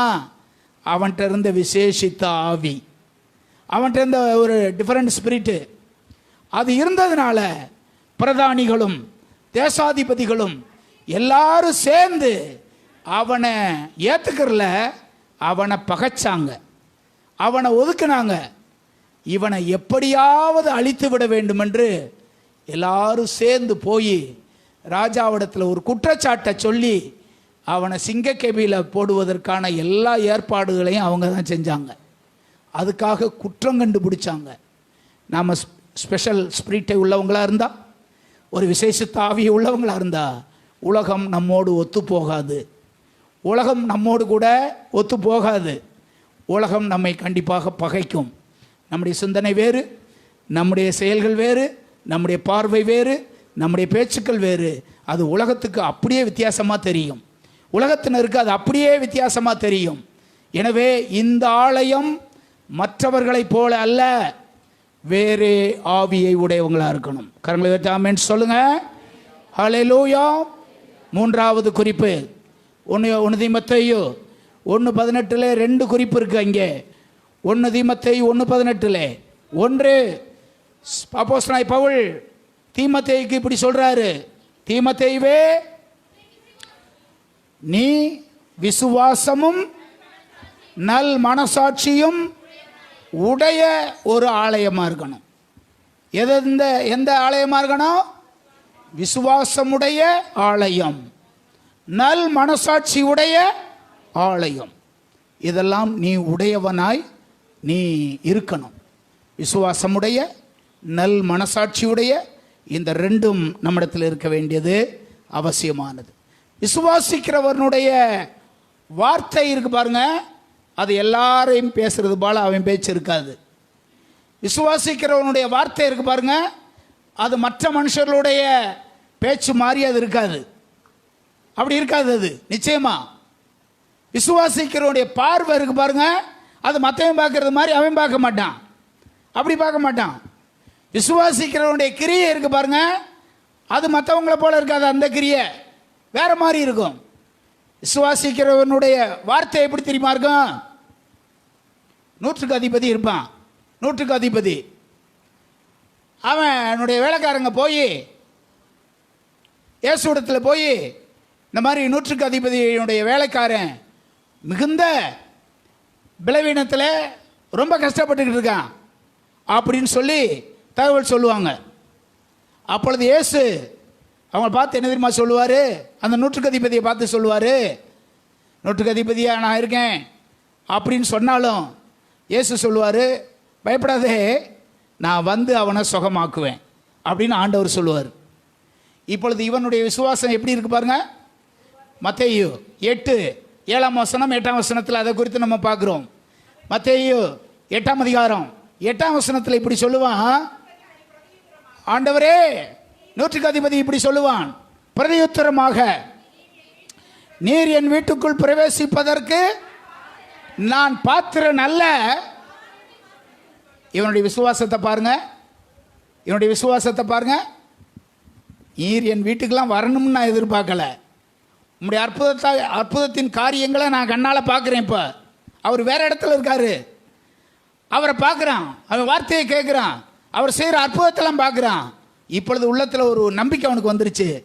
இந்த ஆண்டவர் இங்கேருந்தே ஒரு வார்த்தை கூட சொன்னால் போதும், இங்கேருந்தே ஒரு வார்த்தை கூட நமக்கு சொன்னால் போதும், இங்கேருந்தே ஒரு வார்த்தை சொன்னால் போதும் நமக்கு. என்னுடைய வேலைக்காரன் கண்டிப்பாக என்ன செய்வான்? விசுவாசிக்கிறவனுடைய வார்த்தையை பாருங்க, அது வித்தியாசமாக இருக்கும். விசுவாசிக்கிறவனுடைய வார்த்தை அப்படி தான் இருக்கும். எப்படி இருக்கும்? 138:8 படிக்கிறோம் அல்லவா? அவன் சொல்கிறான், 138:8 சங்கீதத்தில் விசுவாசிக்கிறவனை குறித்து அங்கே போட்டிருக்கு, கர்த்தர் எனக்காக யாவையும் செய்து முடிப்பார். இதுதான் விசுவாசிக்கிறவனுடைய வார்த்தை. அல்லேலூயா. விசுவாசிக்கிறவனுடைய வார்த்தை அது. கர்த்தர் எனக்காக யாவையும் செய்து முடிப்பார். விசுவாசிக்கிறவனுடைய வார்த்தை இது. 10 வருஷத்துக்கு முன்னாடி முதல் முறையாக நான் சிங்கப்பூர் போனப்ப முதல் முறையாக போகிறேன். என் கூட யாருமே இல்லை, நான் ஒரு ஆள் தான் போகிறேன். அங்கே இருக்கிறவங்க, வாங்க பாஸ்டர், ஏர்போர்ட்டில் வந்து இறங்கி வெளியே வாங்க, நாங்கள் உங்களை வீட்டுக்கு கூட்டி போயிடுவோம் பாஸ்டர் அப்படின்னு தான் சொல்லியிருக்காங்க. ஃபோனில் தான் என்கிட்ட பேசியிருக்காங்க. அவங்கள நேரடியாக கூட நான் பார்த்தது கிடையாது. அவங்க யாருன்னு எனக்கு தெரியாது, கருப்பானு தெரியாது, சிவப்பானு தெரியாது. என்னை அவங்க ஃபோனில் கான்டாக்ட் பண்ணி சிங்கப்பூருக்கு வாங்க பாஸ்டர் அப்படின்னு கூப்பிட்ருக்காங்க. ஒரு முதல் முறையாக ஒரு தெரியாத தேசத்துக்கு போகும்போது எப்படி இருக்கும்? அங்கே 10% தான் தமிழ் பேசுகிறவங்க, 90% ஆங்கிலம் பேசுகிறவங்க. தமிழ்காரங்களும் இருக்காங்க, நம்மகிட்ட பேசுகிறது மட்டும்தான் தமிழில் பேசுவாங்க. அவங்களுக்கும் தமிழ் வாசிக்க தெரியாது, எழுதவும் தெரியாது, லேச லேசாக பேசிக்கிடுவாங்க. அப்படிப்பட்ட நாட்டுக்கு முதல் முறையாக போகும்போது எப்படி இருக்கும்? நம்மளும் பெரிய படித்தவங்களும் கிடையாது, நமக்கு அதெல்லாம் ஒன்றும் தெரியாது. ஆனால் ஒன்றே ஒன்று, ஆண்டவர் வர சொல்லிட்டாரு, ஆண்டவர் கூட இருப்பார், அவர் நடத்துவார் என்ற ஒரே விசுவாசத்தில் தான் அங்கே போனேன். ஏர்போர்ட்டில் போய் இறங்கி அந்த பரிசோதனைகள்லாம் நிறையா நடக்கும். அங்கே போகும்போது ஒரு பயத்தோடு கூட போகிறேன். வரிசையில் நிறையா நிற்கிறாங்க. சிங்கப்பூர் ஏர்போர்ட்டில் வரிசையாக நிற்கிறாங்க. நான் ஒருத்தன் தான் சிவப்பான ஆள். அப்படி தான் அங்கே நின்றுக்கிட்டு இருக்கேன். எல்லாரையும் அங்கே பார்க்குறேன், வேறு மாதிரி இருக்காங்க. நான் ஒருத்தன் தான் அங்கேயே இப்படி உட்காந்துருக்கேன், இப்படி நிற்கிறேன் நான். அங்கே ஒரு லேடி இருந்தாங்க, அந்த அம்மா. அவங்க கிறிஸ்தவங்கன்று எனக்கு தெரியாது, அவங்க கிறிஸ்டின் போல், அவங்க ஒரு ஆர்சி கிறிஸ்டின் போல் அந்த அம்மா. அவங்க தான் அந்த ஆஃபீஸராக உட்காந்துருக்காங்க. எல்லோரும் வந்துக்கிட்டு இருக்காங்க. பல நாட்டுக்காரங்க வந்திருக்காங்க, இந்தோனேஷியாக்காரன், மலேசியாக்காரன், ஜெர்மன்காரன், இல்லை வெள்ளக்காரங்களும் வரிசையாக நின்றுக்கிட்டு இருக்காங்க. என்னுடைய அந்த டைம் வந்துச்சு. என்னுடைய பாஸ்போர்ட்டை கொடுத்தேன். என்னை பார்த்த உடனே பார்த்தாங்க, எங்கள் அப்பா பேர் பீட்டர். அந்த பாஸ்போர்ட்டை திறந்தோடனே பார்த்தாங்க, ஜெயக்குமார் பீட்டர் அப்படின்னு போட்டுருந்துச்சு பாருங்கள். அந்த அம்மா சொன்ன வார்த்தையை ஆண்டவர் சொன்ன வார்த்தையாக நான் நினைக்கிறேன். வெல்கம் பீட்டர் அப்படின்னாங்க. எனக்குன்னா சந்தோஷம் ரொம்ப வந்துருச்சு. வெல்கம் அப்படின்ட்டாங்க. விசாரிக்கல ஒன்றுமே செய்யலை, அப்படியே சீல் அடித்து கோ அப்படின்ட்டாங்க. அந்த அம்மா பேரை பார்த்த உடனே கிறிஸ்தவர் அப்படின்னு தெரிஞ்ச உடனே அப்படி அனுப்புனாங்க. அனுப்புனவர் யார் தெரியுமா? ஆண்டவர் அனுப்புனார். ஆண்டவர் உன் கூட இருந்தால் எந்த இடத்துக்கு நீ தைரியமாக போகலாம். ஆண்டவர் உன்னை கைவிடவே மாட்டார், கூடவே இருப்பார். பல சந்தர்ப்பத்தில் இதை நான் அனுபவிச்சிருக்கேன், இதை பார்த்துக்கிட்டு வர்றேன். என்னை அழைச்ச ஆண்டவர் இதுவரைக்கும் ஒரு நாளும் கைவிடவே இல்லை. ஹல்லேலூயா. எனவே இதுக்கெல்லாம் நமக்கு ஒன்று தேவை, விசுவாசம் தேவை. அதுக்காக தான் அப்போஸ்தலனாகிய பவுல் தீமோத்தேயுக்கு எழுதுறாரு, நீ விசுவாசம் உடையவனா இரு. தன்னுடைய மகனை பலி செலுத்துவதற்காக கொண்டு போவான் ஆபிரகாம். 22ஆம் அதிகாரம் 6வது வசனம். 22ஆம் அதிகாரத்துக்கு வரும்போது 6ஆம் வசனத்திலே ஒரு குறிப்பிட்ட இடத்துல வந்த உடனே அங்கே தன்னுடைய வேலைக்காரர்களை நிறுத்தி, அந்த வேலைக்காரங்கள்ட்ட இப்படி ஆபிரகாம் சொல்கிற வார்த்தை அற்புதமான வார்த்தையாக இருக்கும். என்ன சொல்லுவான்? நீங்கள் கழுதையை நிறுத்தி இங்கே காத்திருங்கள், நானும் பையனும் போய் கர்த்தருக்கு பலி செலுத்தி விட்டு 2 பேரும் இந்த இடத்துக்கு திரும்பி வருவோம். சொன்னது யாருங்க? அவன் ஆண்டவர் ஆசீர்வதிப்பாரா இல்லையா? அவன் விசுவாசத்தை பாருங்க. நடக்க போகிறது ஒன்று, என் மகனை தான் பலி செலுத்த போகிறேன். இப்போ சொல்கிறது என்ன சொல்கிறான்? நானும் என் மகனை என்ன செய்வான்? திரும்பி வருவோம். இதுதாங்க விசுவாசம். வெறுங்கையா நான் போகிறேன், ஆண்டவர் எனக்கு ஒரு அற்புதத்தை செய்வார் அப்படின்னு சொல்லிட்டு போங்க. ஆண்டவர் உங்கள் காரியத்தை கர்த்தர் நிச்சயமாக கனப்படுத்துவார். இப்பொழுது ஒரு காரியத்துக்காக காத்திருக்கேன், இப்பொழுது அது நடக்காமல் இருக்கலாம். இந்த ஏற்ற நேரம் வரும்போது கர்த்தர் எனக்கான ஒரு அற்புதத்தை நிச்சயமாய் செய்வார் அப்படின்னு சொல்லி பாருங்க. உங்கள் விசுவாசத்தை ஆண்டவர் கனம் பண்ணுவார். உங்களுக்கான காரியத்தை ஆண்டவர் நிச்சயமாய் செய்து முடிப்பார். 2 திருமண வீட்டார் இந்த இடத்துல இருக்கீங்க.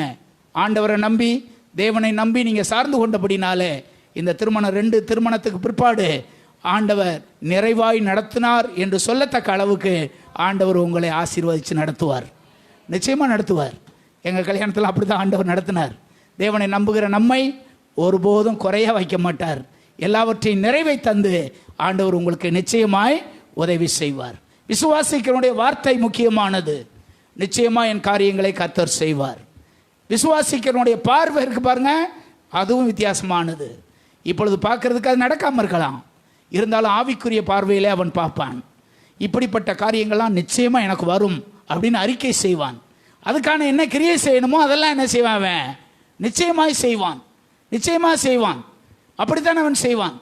கர்த்தர் வித்தியாசமான காரியங்களை செய்வதற்கு போதுமானவர், வல்லமையுடையவர்.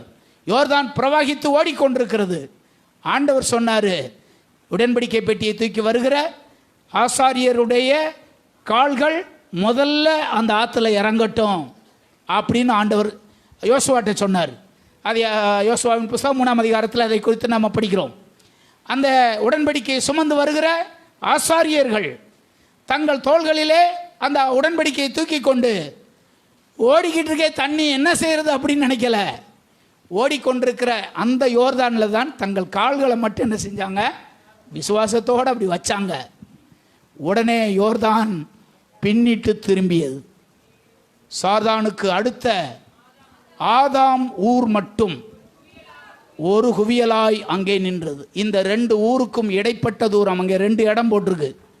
அவங்க இறங்கின இடம், தண்ணீர் நின்ற இடம், இந்த 2க்கும் இடைப்பட்ட தூரம் 20 மைல். 20 மைல் தூரத்துக்கு யோர்தான் பின்னிட்டு என்ன செய்தது? திரும்பினது. இந்த தண்ணியை அவங்க பார்க்கல, ஆண்டவருடைய வாக்குத்தத்தத்தை பார்த்தாங்க. அதன்படி தன்னுடைய காலை எடுத்து வச்சாங்க. அற்புதம் செய்தவர் அவர், அற்புதம் செய்தவர் ஆண்டவர். ஆகவே விசுவாசிக்கிறவனுடைய பார்வை வித்தியாசமானது, விசுவாசிக்கிறவனுடைய கிரியை வித்தியாசமானது. விசுவாசம் இல்லாமல் தேவனுக்கு பிரியமாக இருப்பது கூடாத காரியம். விசுவாசிக்கிறவன் பதறான், அப்படிதான் போட்டிருக்கு. விசுவாசிக்கிறவன் ஒருபோதும் பதற மாட்டான். கர்த்தர் எனக்கான எல்லா காரியத்தையும் செய்து முடிப்பார். நாலாவதாக, நல் மனசாட்சியை உடையவனாயிரு. நல் மனசாட்சியை உடையவனாக இரு. நீங்கள் அடிக்கடி தினந்தோறும் இந்த மனசாட்சி உங்களுக்கு நல்ல சாட்சி சொல்லணும்.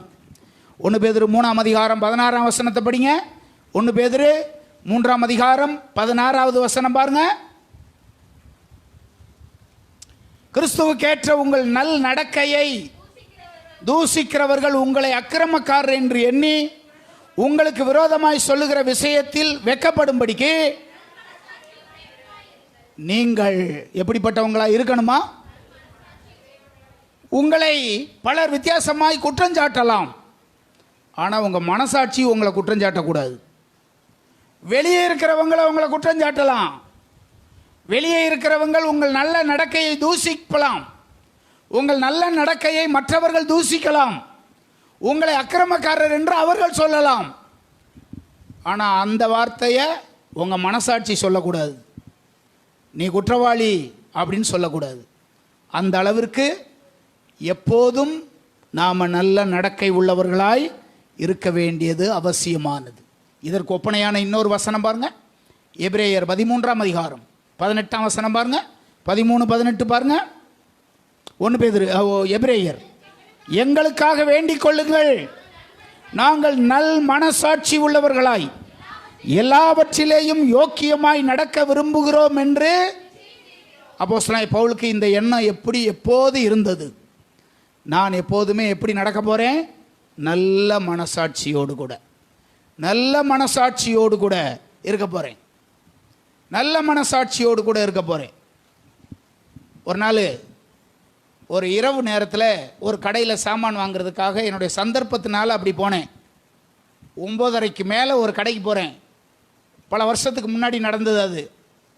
அந்த கடையில் அவர் பில்லு புக்கை எடுத்தார். பில்லு புக்கை பூரா எடுத்து அவராக பில்லு போட்டு எல்லாத்தையும் கிழிச்சு குப்பைத்தொட்டில் போட்டார். பில்லை போடுறாரு, கிழிச்சு குப்பைத்தொட்டிலே போடுறாரு. அவர் எனக்கு நண்பர்.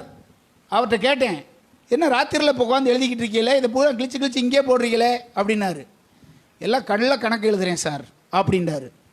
கள்ள கணக்குன்னு என்கிட்ட சொல்கிறீங்களே, இதெல்லாம் செய்யலாமா நீங்கள்? நல்ல கணக்கு எழுதி ஒழுங்காக கவர்மெண்ட்டுக்கு காமிக்க வேண்டியதானே அப்படின்னு நான் சொல்கிறேன். அப்போ அவர் சொல்கிறாரு, நான் ஒருத்தன்ட்ட இருந்து இந்த பொருளை பூரா வாங்குகிறேன், அவன் என்ன நல்ல கணக்காக காமிக்கிறான்? என்கிட்ட இருந்து வியாபாரிகள் வாங்கிட்டு போகிறாங்க, அவங்க என்ன காமிக்க வச்சுக்கிறாங்க? இந்த பொருளை உற்பத்தி பண்ணவன் ஒருத்தர் இருக்கான், அவனை நல்லதாக காமிக்கிறான்? எவனுமே காமிக்க மாட்டேன். ஊட என்னை மட்டும் எப்படி காமிக்க சொல்கிறீங்க பாஸ்டர் அப்படின்னாரு. இப்பொழுது இவருடைய மனசாட்சி என்ன முடிவுக்கு வந்துருச்சு? எவனுமே சரி கிடையாது, நீனும் அப்படி என்ன செஞ்சுக்க, இருந்துக்க. இங்கே இருக்கிற நாம் யாரும் யாரையும் கம்பேர் பண்ணி அவர்களைப் போல வாழ்வதற்கு உன் வாழ்க்கையை ஒப்பு கொடுத்துடக்கூடாது. அவங்க எப்படி வேணாலும் இருக்கலாம், நான் இப்படித்தான் இருக்க போகிறேன். உன் மனசாட்சி உன்னை எப்போதும் குற்றப்படுத்தாத அளவிற்கு நல்ல மனசாட்சி உடையவர்களாய் இருக்க வேண்டியது அவசியமானது. 5வது, பிலிப்பியர் 3ஆம் அதிகாரம் 9வது வசனம். பிலிப்பியர் 3:9 நம்ம பார்த்தோம். தேவ நீதி நியாயப்பிரமாணத்தினால் வருகிற சுயநீதியை உடையவராயிராமல் கிறிஸ்துவை பற்றும் விசுவாசத்தினால் வருகிறதும் விசுவாசம் மூலமாய் தேவனால் உண்டாயிருக்கிறதுமான நீதி. தேவ நீதி அது. இன்னொரு வசனத்தை இதிலே படிங்க. பிலிப்பியர் 4:8 பாருங்க. பிலிப்பியர் நிருபம் 4ஆம் அதிகாரம் 8வது வசனம் பாருங்க. கடைசியாக சகோதரரே, உண்மையுள்ளவைகளோ, ஒழுக்கம் உள்ளவைகள் எவைகளோ, நீதி உள்ளவைகள் எவைகளோ, கற்புள்ளவைகள் எவைகளோ, அன்புள்ளவைகள் எவைகளோ, நற்கீர்த்தி உள்ளவைகள் எவைகளோ, புண்ணியம் எதுவோ, புகழ் எதுவோ, அதையே சிந்தித்து கொன்றுங்கள். இதில் 3வதாக நீதி உள்ளவைகள் அப்படின்னு நாம் போட்டிருக்கு. இந்த நீதியை குறித்து தான் பிலிப்பியர் 3ஆம் அதிகாரம் 9ஆம் வசனத்தில் சொல்கிறாரு. சில வேளைகளில் பார்த்தோம்னா சுயநீதி, தன்னைத்தானே நீதிமான் என்று எண்ணிக்கொள்கிறவன் ஒருவன். இந்த நீதி அல்ல தேவநீதி. நம்முடைய நீதி எல்லாம் தேவனுக்கு முன்பாக போய் நிறுத்தணும்னு வச்சுக்கோங்க, அது அழுக்கான கந்தையாக இருக்கும். என்னுடைய சுயநீதியை அல்ல, என் பார்வைக்கு நீதியாய் தோன்றுகிறவைகள் அல்ல, ஆண்டவரே உம்முடைய நீதியை உடையவனா நான் இருக்கணும். அந்த நீதியுள்ள வாழ்வு எனக்கு தேவை. அந்த நீதி எப்படி தெரியுமா இருக்கும்? பாவத்துக்கு செத்து நீதிக்கு பிழைத்திருக்கிறவர்களாக இருப்பாங்க. 1 பேதுரு 2ஆம் அதிகாரம் 24ஆம் வசனத்தில் போட்டிருக்கு. அந்த நீதி எப்படிப்பட்டதாக இருக்கும்னா, பாவத்துக்கு அல்ல, பாவத்துக்கு செத்து நீதிக்கு பிழைத்திருக்கிறவர்களாய். அப்படின்னா என்ன அர்த்தம்னா, நற்காரியங்களை செய்வதற்கு பிழைத்திருக்கிறவனை போல, பாவம் செய்ய சூழ்நிலை வரும்போது செத்தவனை போல. இதுதான் தேவனுடைய நீதி. அது இப்படிப்பட்ட நீதியை நீங்கள் செய்யும்போது உலகத்துக்கு ஒத்து போகாது. அது நம்மை வித்தியாசமானவங்களாம் அவங்க பார்ப்பாங்க. எனவே பகைக்கும், நம்மை வெறுக்கும். அது 1 பேதுரு 3ஆம் அதிகாரம் 14ஆம் வசனத்தில் போட்டிருக்கு. 1 பேதுரு 3:14 இதனால தான் தேவனுடைய பிள்ளைகளுக்கு துன்பங்கள் பாடுகள் வரும். இப்படி தான் வரும். ஆபேலை காயின் ஏன் கொன்றான்? அவனுடைய கிரியைகள் நீதியுள்ளவைகளும் காயினுடைய கிரியைகள் அநீதியுள்ளவைகளுமாக இருந்ததுனால தான். யோவான் அதுக்கான பதில் சொல்றாரு. ஏன் ஆபேலை காயின் கொன்றான்? ஆபேலுடைய கிரியைகள் எப்படி இருந்துச்சு? நீதி உள்ளவைகளாய் அது இருந்தது. எனவே உலகத்தின் நீதியை போல அல்ல, அதை விட கூட இருக்கணும். அதை விட நாம் உயர்ந்தவங்களாக இருக்கணும். தேவனுடைய நீதியிலே பழகி வாழ்வதற்கு நம்மை முழுமையாய் அர்ப்பணம் பண்ணணும். 6வது குறிப்பு எபேசியர் 4:8 பார்க்கிறோம். நீடிய பொறுமை. நீடிய பொறுமை எபேசியர் 4:2 வாசிக்கிறோம். 4:2 வாசிங்க. மிகுந்த மனத்தாழ்மையும் சாந்தமும் நீடிய பொறுமையும் உடையவர்களாய் அன்பினால் ஒருவரை ஒருவர். இந்த இடத்துல போட்டிருக்கு தேவனுடைய பிள்ளைகள் நீடிய பொறுமை உள்ளவர்களாய். பொறுமை என்பது பலவீனம் அல்ல, அது ஆண்டவர் மேலே நம்ம வச்சிருக்கிற ஆழ்ந்த நம்பிக்கை. என் ஆண்டவர் எனக்காக காரியங்களை செய்வார். 40:1 சங்கீதத்தில் அத்தனை படிக்கிறோம். கர்த்தருக்காக பொறுமையோடு கூட நான் காத்திருந்தேன், அவர் என்னிடமாய் சாய்ந்து என் கூப்பிடுதலை ஆண்டவர் கேட்டார். அப்படிதான் போட்டிருக்கீங்க. எபிரேயர் 6:15 போன வாரத்தில் நான் படித்த போல ஆபிரகாமுக்கு ஆண்டவர் வாக்குத்தத்தம் கொடுத்தார். இந்த வாக்குத்தத்தம் நிறைவேறுவதற்கு அந்தபடியே அவன் பொறுமையாய் காத்திருந்து வாக்குத்தத்தம் பண்ணப்பட்டதை பெற்றுக்கொண்டான். எனவே தேவனுடைய பிள்ளைகள் பொறுமையா, நீடிய பொறுமையா, எல்லா காரியத்திலேயும் நீடிய பொறுமை உள்ளவங்களா இருங்க. பொறுமையை காத்து கொள்ளுங்க. அது எல்லாருக்கும் வராது. பொறுமையாக இருக்கிறது என்பது அது ஒரு நல்ல சுபாவம். அது பொறுமை இழந்து பல காரியங்களை செய்த மக்களை நாம் பார்க்கிறோம். பொறுமை என்பது பலவீனம் அல்ல, அதுதான் பலன். பொறுமையாக இருப்பது பலன். அது எல்லாராலும் இருக்க முடியாது. தேவ பலன் உள்ளவன் எல்லா காரியத்துக்கும் அவன் பொறுமையாக நிச்சயமாக இருப்பான், பொறுமையாக இருப்பான். ஆண்டவர் தாமே அந்த காரியங்களை செய்து முடிக்கும்படி நிச்சயமாக அவன் பொறுமையாக இருப்பான். கர்த்தர் காரியங்களை ஏற்ற வேலைகளை செய்யட்டும் என்று பொறுத்திருக்கும் போது அவனுடைய காரியங்களை கர்த்தர் நிச்சயமாய் பொறுப்படுத்தி நடத்துவார். உபத்திரவங்கள் இருக்கலாம், பாடுகள் இருக்கலாம். வேதம் சொல்லுகிறது 12:12 ரோமரில் இப்படி வாசிக்கிறோம். 12வது அதிகாரம் 12வது வசனத்தில் படிக்கிறோம். தேவனுடைய பிள்ளைகள் ஆண்டவரோடு முன்பு வருகிற ஆசீர்வாதத்துக்காக பொறுமையோடு இருக்கணும். இந்த இடத்துல போட்டிருக்கு உபத்திரவம் வரும்போது நீங்கள் எப்படி இருக்கணும்? பொறுமையா. எவ்வளவு நாளைக்கு இந்த உபத்திரவம், எவ்வளவு நாளைக்கு இந்த பாடுகள், பிரச்சனைகள்? உங்கள் உபத்திரவத்திலிருந்து உங்களை விடுதலையாக்க கர்த்தர் வல்லவராக இருக்கிறார் என்று வாக்கு பண்ணி இருக்கிறார். இந்த நிலைமையிலிருந்து நிச்சயமாய் ஒரு மாற்றத்தை உங்களுக்காக தருவார். அது வரைக்கும் நீங்கள் பொறுமையாய் காத்திருங்கள். ஆபிரகாமுக்கு செய்த ஆண்டவர், அற்புதமான காரியங்களை செய்த ஆண்டவர் உங்களுக்கும் தன்னுடைய வல்லமையை நிச்சயமாய் வெளிப்படுத்துவார். கடைசி குறிப்பாக 2 கொரிந்தியர் 4:1 போட்டிருக்கு, ஊழியத்தை உடையவர்கள் அப்படின்னு போட்டிருக்கு. நாங்கள் இந்த இப்படிப்பட்ட ஊழியத்தை உடையவர்கள். ஊழியத்தை உடையவர்கள் நாம் எல்லாருக்கும் தேவன் ஒரு கடமையை கொடுத்திருக்கிறார், ஒரு பொறுப்பை கொடுத்திருக்கிறார். நாம் எல்லாரும் ஆண்டவருடைய ஊழியத்துக்காக அழைக்கப்பட்டவர்கள். வித்தியாசமான ஊழியம் செய்யும்படி நான் செய்கிறத உங்களால் செய்ய முடியாது, நீங்கள் செய்கிறத என்னால் செய்ய முடியாது. ஆனால் ஒன்று அறிஞ்சுக்கிறணும், என் மூலமாக ஏதாவது ஒரு ஊழியம் நடக்கணும். அது உங்களை குறித்ததான தேவனுடைய திட்டம். ஆமேன் சொல்கிறவங்க கரங்களை வைத்து ஆமேன் சொல்லுங்கள். உங்கள் மூலமாக ஊழியம் நடக்கணும், உங்கள் மூலமாக ஊழியம் நடக்கணும். உங்களுக்கு ஒரு ஊழியம் இருக்குது, அந்த ஊழியத்தை நீங்கள் செய்யணும். எனக்கு வேறு ஊழியம், உங்களுக்கு ஒரு ஊழியம், ஒருத்தங்களுக்கு இன்னொருத்தருக்கு ஊழியம். இந்த ஊழியம் செய்யணும். உலகத்துக்கு ஊழியம் செய்வதற்கு அநேகர் இருக்காங்க. அரசியல் தலைவர்களுக்கு ஊழியம் செய்கிறதுக்கு நிறைய பேர் இருக்காங்க. ஆண்டவருக்காக எதையாவது ஒன்று நீ செய்யணும். இதுதான் தேவன் விரும்புகிற மகிமையுள்ள ஆலயம். அந்த ஆலயத்தை குறித்து அங்கே போட்டிருக்கு, குமாரனை உடைய ஆலயம். ரெண்டாவதாக நம்ம அங்கே பார்த்தோம், குமாரனை உடைய ஆலயம் அப்படின்னு நான் பார்த்தோம். வேறே ஆவி உடைய ஆலயம் பார்த்தோம்.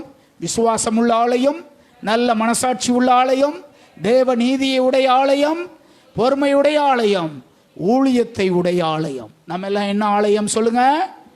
ஆண்டவருக்கு ஊழியம் செய்கிற ஒரு ஆலயம் அது. யாரோ ஒருத்தர் சொல்லித்தான் இந்த இயேசுவை நாம் அறிந்து கொண்டோம்.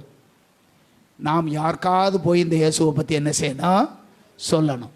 யாருக்காவது போய் இந்த ஆண்டவரை குறித்து சொல்லணும். உங்களால் எப்படியெல்லாம் செய்ய முடியுமோ அதை எல்லாத்தையும் என்ன செய்யணுங்க? செய்யணும்.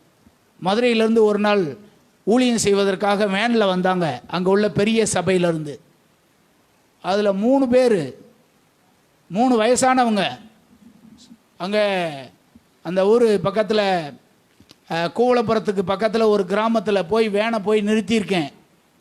அதுலேருந்து இறங்கும்போது தான் அவங்கள நான் பார்க்குறேன்.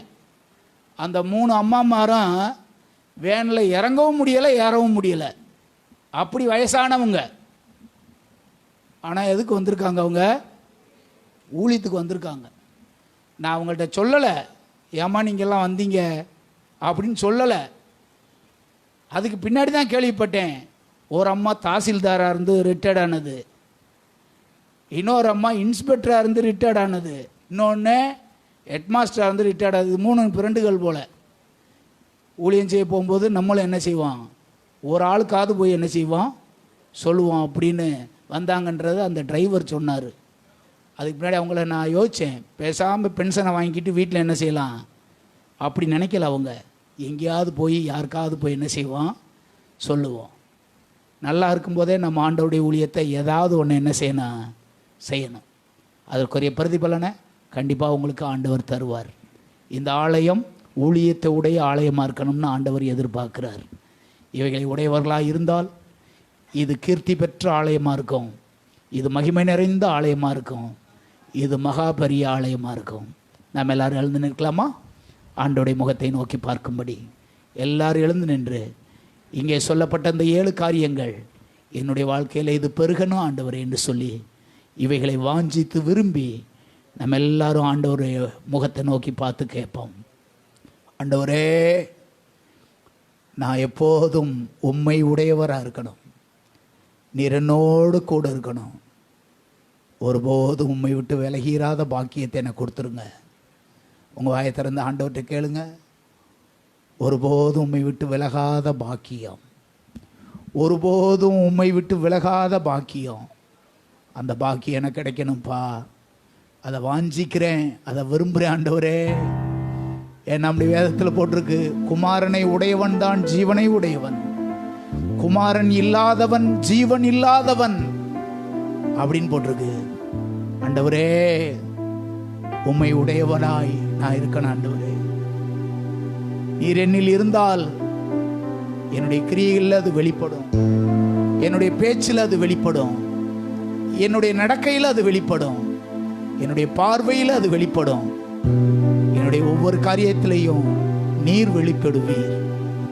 யோசேப்போடு கர்த்தர் இருந்தார், மோசையோடு இருந்தார், தாவீதோடு கர்த்தர் இருந்தார், தானியேலோடு கர்த்தர் இருந்தார், சீசர்களோடு அப்போஸ்தலரோடு கர்த்தர் இருந்து கிரியை நடப்பித்தார். இதெல்லாம் நாங்கள் பார்க்கும்போது நீங்க எங்க கூடவே இருக்கணும் ஆண்டவரே, நீங்க எங்க கூடவே இருக்க நாங்கள் விரும்புகிறோம் ஆண்டவரே. ஆண்டவரே, அப்பதான் நான் மகிமையுள்ள ஒரு ஆலயமா இருக்க முடியும், அப்போதான் நான் சிறப்பான ஒரு ஆலயமா இருக்கணும், அப்போதான் நான் உமக்கு பெரிய ஆலயமா நான் இருக்க முடியும். ஆண்டவரே, மனிதர்களைப் போல அல்ல, மற்றவர்களைப் போல அல்ல, நான் வேறு வித விசேஷித்த ஆவியால் நிரப்பப்பட்டவனா இருக்கணும் ஆண்டவரே. தானியேலுக்கு இருந்த அந்த ஆவி, காலேபுக்கு இருந்த அந்த ஆவி, அப்போஸ்தலரிடத்தில் இருந்த அந்த ஆவி, தேவ மனிதர்கள்ட்ட இருந்த அந்த விசேஷித்த ஆவி எனக்கும் அது உண்டாகி இருக்கட்டும் ஆண்டவரே. விசுவாசமுள்ள ஒரு இருதயத்தை தாங்கப்பா. எல்லாத்துக்கும் உண்மை நம்ப, எல்லாத்துக்கும் உண்மை நம்ப, எல்லாத்துக்கும் உண்மை விசுவாசிக்க அப்படிப்பட்ட ஒரு இருதயத்தை நான் உடையவனா இருக்கேன் ஆண்டவரே. நல்ல மனசாட்சி எப்போது எனக்கு வேண்டும், நல்ல மனசாட்சி எப்போது எனக்கு வேண்டும். என் நீதி அல்ல ஆண்டவரே, தேவ நீதியால் நான் நிறைந்து வாழணும். நீடிய பொறுமை எனக்கு தேவை. ஊழியத்தை நிறைவேற்ற வேண்டிய கிருபை தேவை.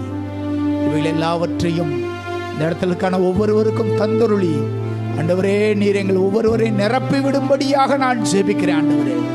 இந்த சபையில் இருக்கிற எல்லாரும் இதை உடையவர்களாக இருந்து சீர் பொருந்திய ஆலயமாக, மகிமை பொருந்திய ஆலயமாக இது காணப்படுவதற்கு ஆண்டவரே நீர் உதவி செய்ய வேண்டும் என்று ஜெபிக்கிறோம். உடைய கரத்தில் ஒப்பு கொடுக்கிறோம். இந்த இடத்துல நோண்டிருக்கிற நம்முடைய பிள்ளைகள் ஒவ்வொருவருக்காக ஸ்தோத்திரம். உடைய தயவு இரக்கம் கிருபை தம்முடைய பிள்ளைகளோடு கூட இருந்து நடத்தட்டும், உதவி செய்யட்டும். இயேசுவின் நாமத்தில் ஜெபிக்கிறோம் ஜீவனுள்ள நல்ல பிதாவே. நாத்துமாவே கர்த்தரை ஸ்தோத்ரி, முழு உள்ளமே பரிசுத்த நாமத்தை ஸ்தோத்ரி. நாத்துமாவே கர்த்தரை ஸ்தோத்ரி, கர்த்தர் செய்த சகல உபகாரங்களையும் மறவாதே. நம்முடைய கர்த்தராகிய இயேசு கிறிஸ்துவின் கிருபையும் பிதாவாகிய தேவனுடைய அன்பும் பரிசுத்த ஆவியானவருடைய ஆசீர்வாதமும் இன்றும் என்றும் சதா காலமும் நம்மை விட்டு நீங்காமல் நிலைத்திருப்பதாக. ஹல்லேலூயா, ஹல்லேலூயா.